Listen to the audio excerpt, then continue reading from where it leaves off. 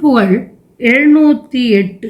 தோள் தப்பாமல் தோய்த பாணி சூழ்ந்து உற்றார் துற்று அழுவாரும் தூரப் போக.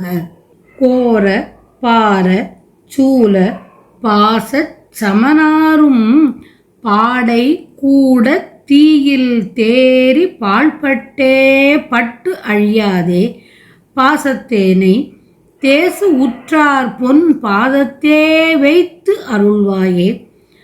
ஆடல் சூர் கெட்டு ஓடத் தோயத்து ஆரச் சீறி பொறும்வேலா ஆனை சேனை காணில் தேனுக்கு ஆரத் தாரை தரும் வீரா.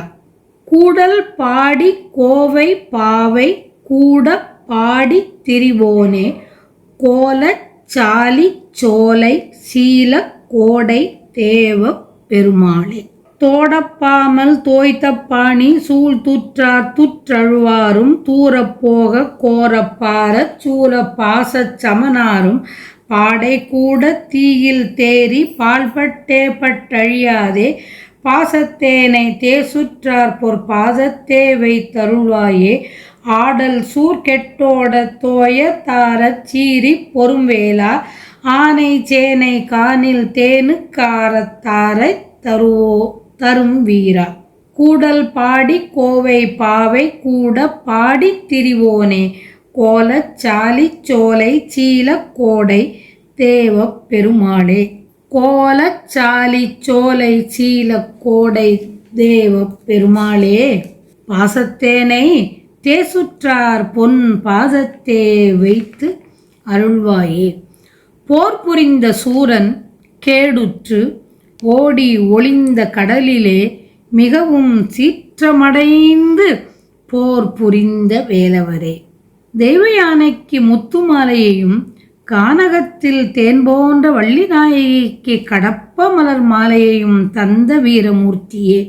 நான் மாடக்கூடலாகிய மதுரை சொக்கநாதரை அங்கையர்கண்ணி அம்மையுடன் சேர்த்து செந்தமிழ் பாக்கள் பாடித் திரிந்த வள்ளலே.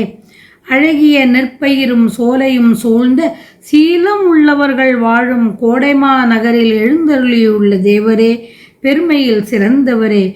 ஒருவர் தோள்மேல் ஒருவர் கை வைத்து கொண்டு சுற்றி வந்து அழிகின்றவர்கள் தொலைவில் போகும்படி கோரமான பெரிய சூலத்தையும் பாசக்கயிற்றையும் கொண்ட யமன் வந்து என் உடம்பை பாடையில் வைத்து நெருப்பில் எரித்து பாழ்பட்டு அழிந்து போகாமல் பந்த பாசத்தில் கட்டுண்ட அடியேனை ஒளி நிறைந்த உமது அழகிய திருவடியில் சேர்த்து வைத்து அருள் புரிவீராக.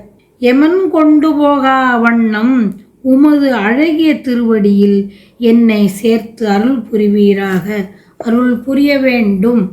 சமனாரும் யமன் கோடீஸ்வரன், கோவனாண்டி, கற்றவன், கல்லாதவன், அரசன், ஆண்டி என்ற வேற்றுமையின்றி சமமாக கருதி ஆயுள் முடிந்தவுடன் யமன் வருவான். ஆதலால் அவன் சமன் என்று பெயர் பெற்றான்.